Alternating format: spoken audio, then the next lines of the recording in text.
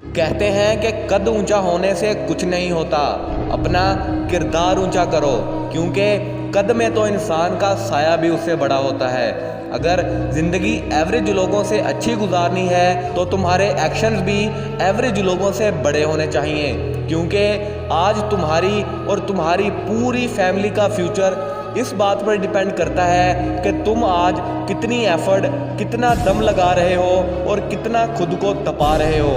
तारीख गवाह है कि दुनिया उसी इंसान ने बदली है जिसने अगर किसी काम को करने की ठान ली और उसे अपनी जिद बना लिया। आपने छोटे बच्चे को तो देखा ही होगा कि वो किसी चीज़ के लिए जिद पर अड़ जाए तो वो उसे हासिल किए बिना नहीं मानता।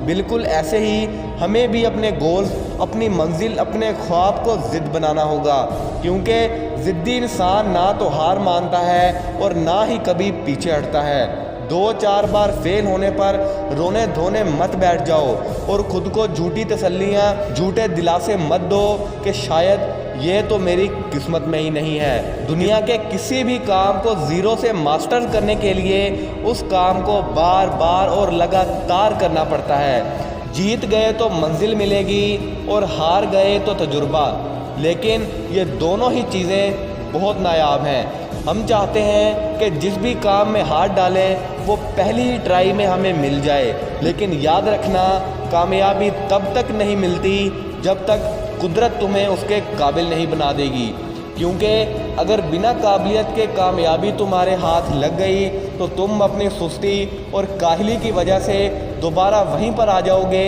जहां तुम पहले थे, और तुम्हें काबिल बनाने के लिए तुम्हारा बहुत ही टफ इम्तिहान होगा। और वो इम्तिहान फेलियर, लोगों की बातें, मजाक, स्ट्रेस की सूरत में हो सकता है। अगर किसी पत्थर पर 9 बार हथौड़ा मारेंगे तो वो नहीं टूटेगा, लेकिन जैसे ही 10वीं बार हथौड़ा पड़ेगा वो पत्थर भी चकनाचूर हो जाएगा। तो क्या वो पत्थर 10 बार मारने पर टूटा? नहीं, बल्कि उसके पीछे तो 9 हथौड़ों की मार छुपी हुई थी। बिल्कुल इसी तरह हम ये कभी नहीं जान सकते कि हम मंजिल के कितने करीब हैं। बस चलते रहो हिम्मत और हौसले के सहारे, और सबसे बढ़कर खुद पर यकीन रखो।